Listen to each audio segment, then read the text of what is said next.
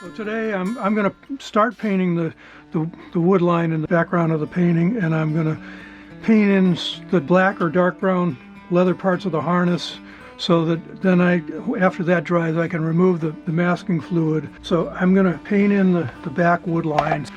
So I'm going to use a fairly big brush for this, and I think I will use my ultramarine blue and burnt sienna mix, but the bluer mix of that. I think I'll use my number 12 round, and I'm going to start by establishing the line where the line of woods meets the snow.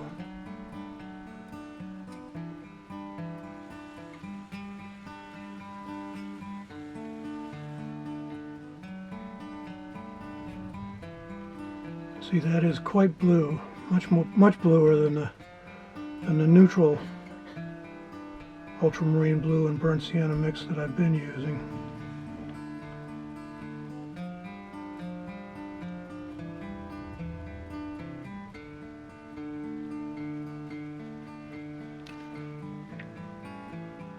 There's actually a building here in the photograph, but I'm going to pretend it's not there. I really don't care about the building. All I really care about is the tree line in the background. Having established that, I'm going to now float in some other colors. I'll start with my more neutral mix of ultramarine blue and burnt sienna. And I want to kind of think like a wood line here. Wood lines are very irregular.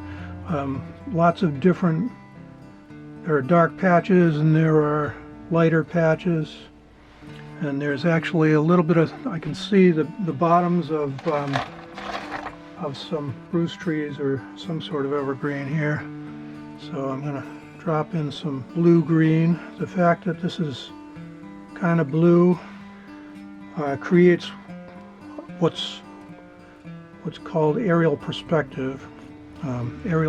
The concept of aerial perspective is that warm colors advance, cool colors recede. So this is working perfectly in the context of aerial perspective, because I've got lots of warm colors in the foreground, and now I'm painting in some really cool colors in the background, and that establishes a nice chromatic progression.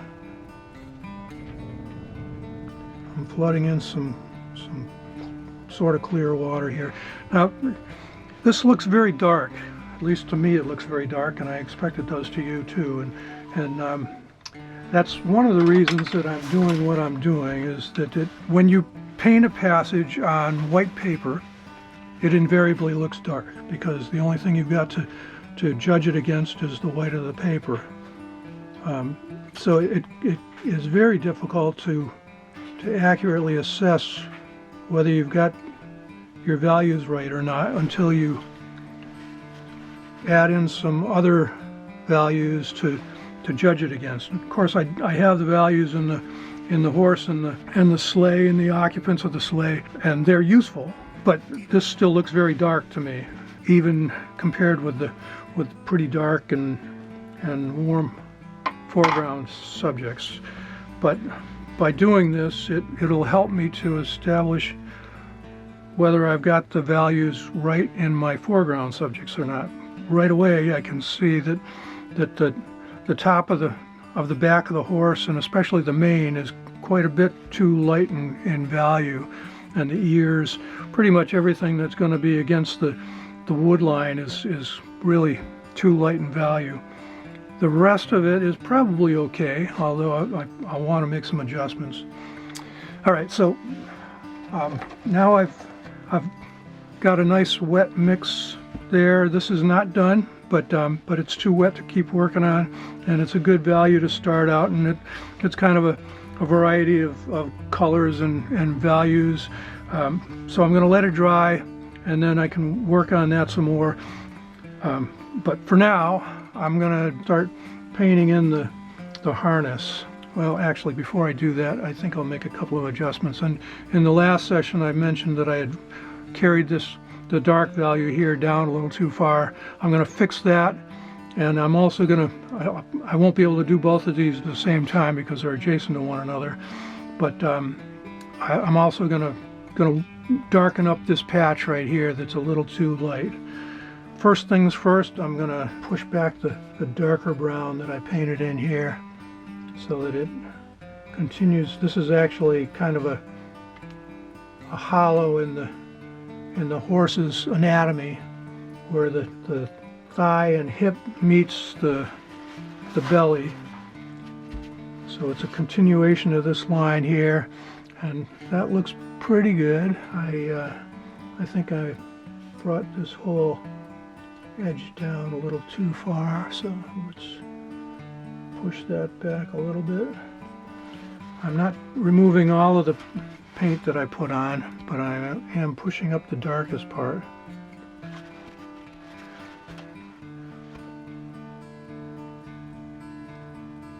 And as I do this, whether I'm adding paint or subtracting it, I'm constantly mindful of the shapes that the painted passages represent. So that the first area that I lifted, that was a continuation of that arc.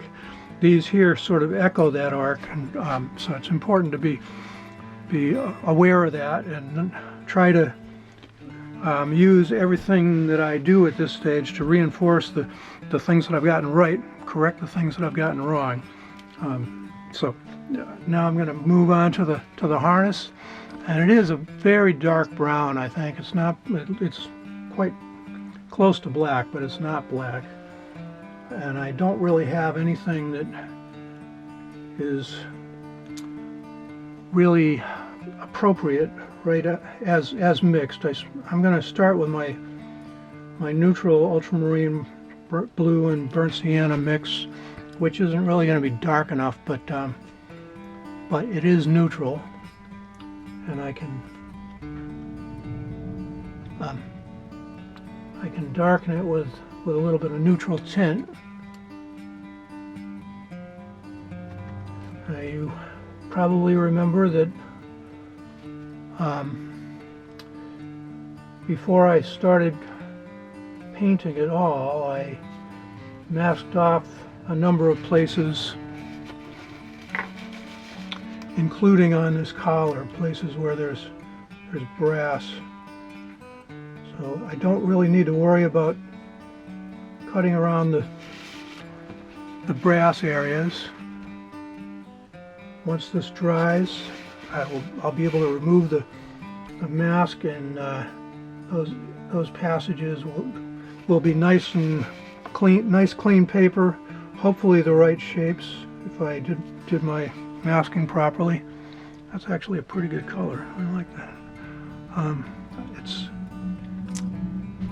There's quite a bit of reflection on the collar.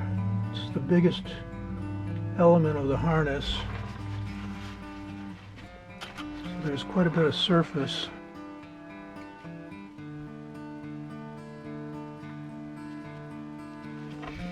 All right, let's leave that alone and move on to a different part of the harness.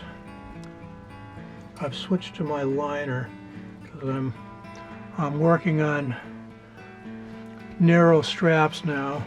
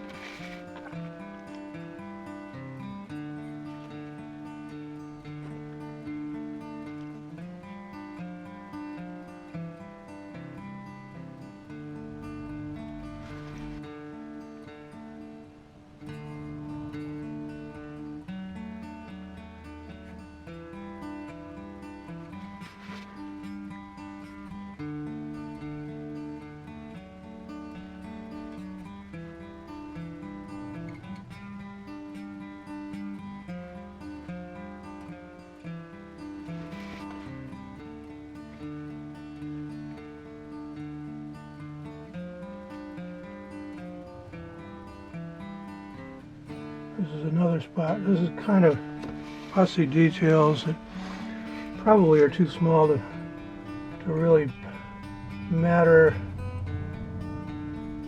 enough to justify the attention I'm giving them, but I want to try to make sure that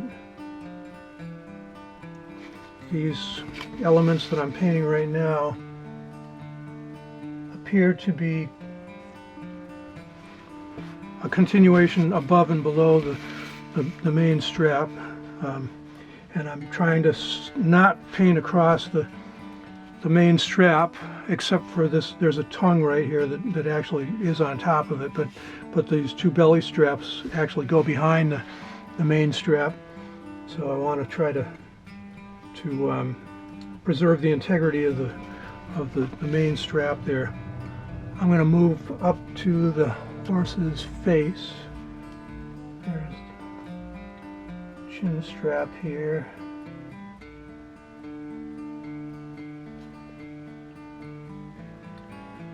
And there's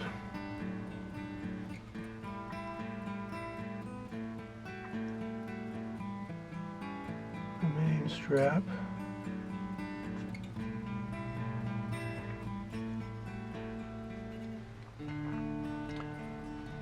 And there's a nose strap, probably calling these by the wrong names.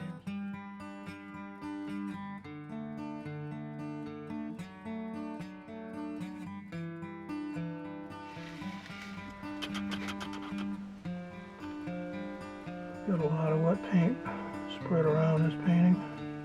It'd be really easy to get myself into trouble.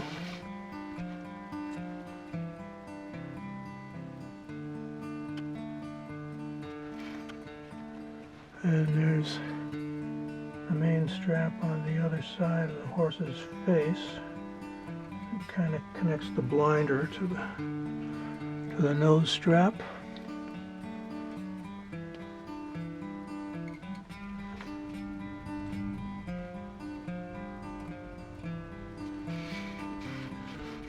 And then there are the reins themselves. I think I'd rather hold off on painting the main part that goes back to the sleigh, but I can paint these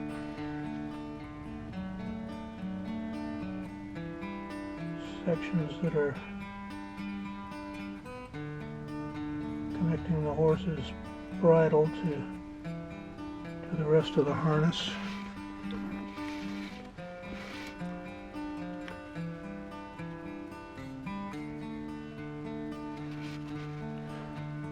All right, now the brow band has a little bit of a, looks like there's brass attached to the leather, which makes perfect sense. So there's a narrow leather edge top and bottom, and it's visible. And there is the tiara, which I started painting in the last session, and I can get closer to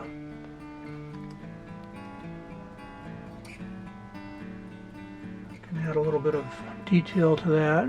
Once again, this is pretty fussy stuff. It's pretty good. And then I'm going to darken up the ears, all with the same color. But I have the base color on the ears of that's kind of red, so this is modifying that rather than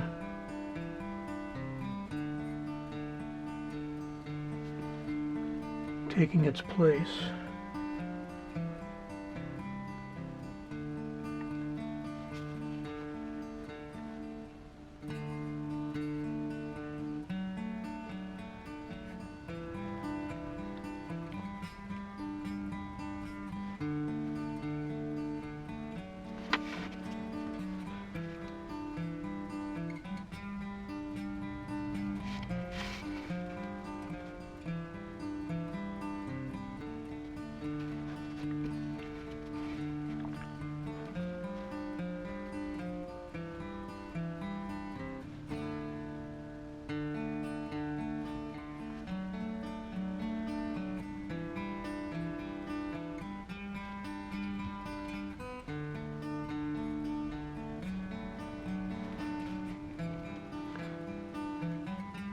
So the nose is not really dark enough. It's got a good start on it, but quite a bit of room for improvement too. I'm going to go into my neutral tint and darken up the nostrils themselves.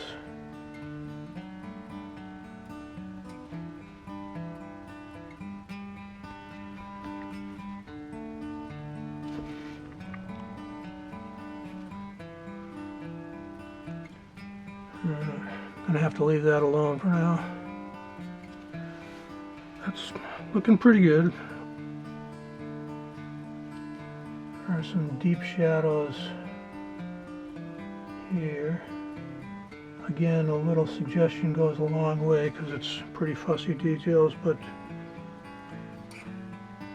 shadows, dark shadows have a lot of punch and help to add interest, even if you can't really discern exactly what the shadows represent, where the edges are.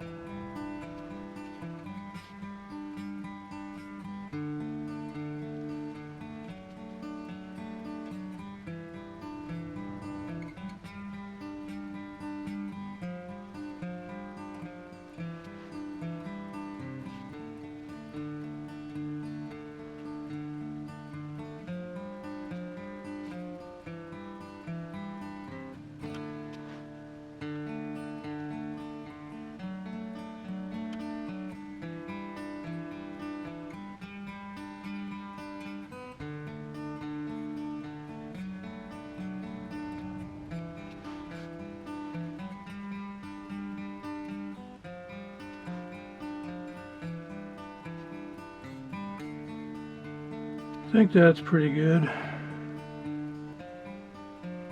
Bit more dark value on the horse's forehead than I've painted.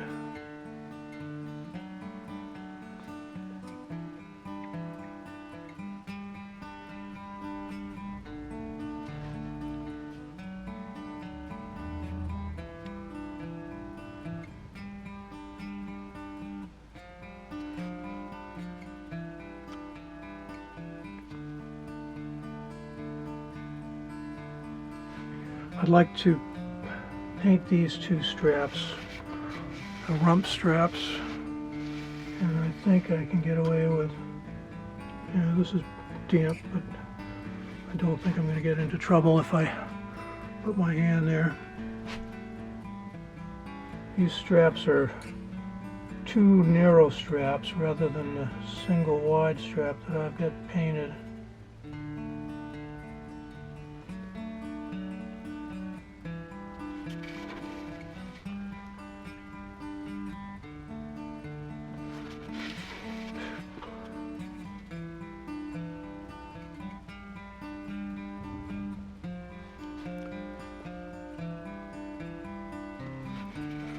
I think that'll work now.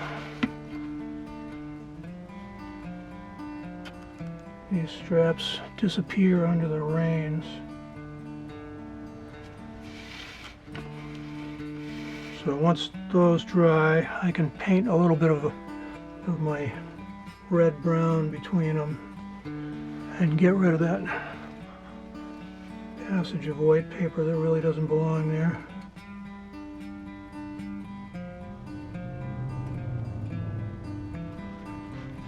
I want to try to develop the tail a little bit more because it passes behind the Sleigh control shaft that is masked, and I want to be done with that area as much as I possibly can be before I remove the masking fluid.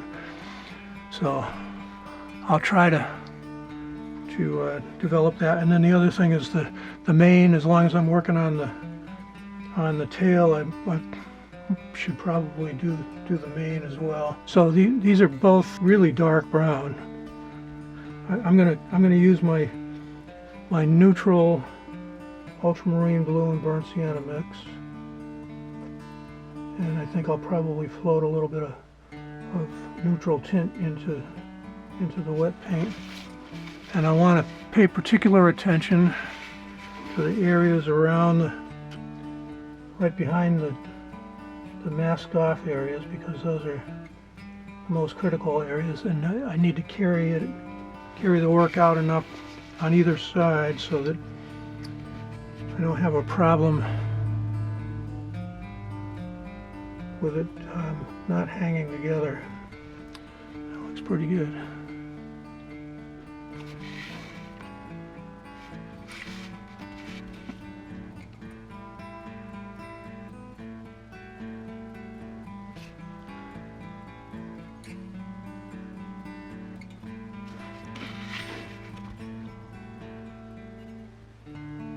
There is a little bit of a highlight on the tail, so I stayed away from the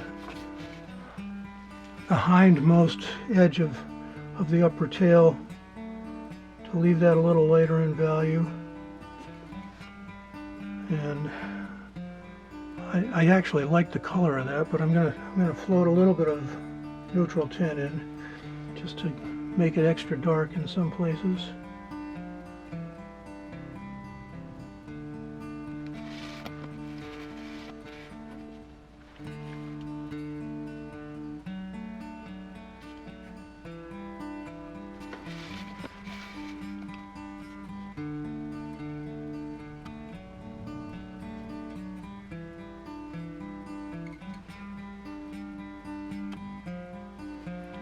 Good. Leave that alone now, and I'll move up to the mane. So I'm going to use the same treatment. I'll start with the ultramarine blue and burnt sienna mix.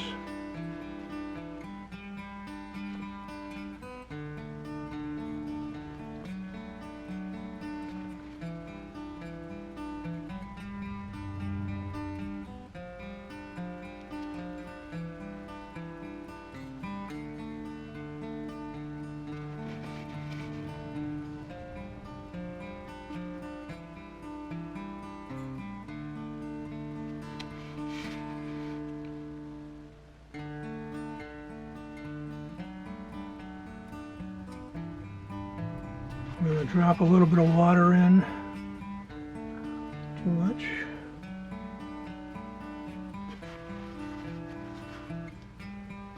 And lift out just a little bit of a highlight here.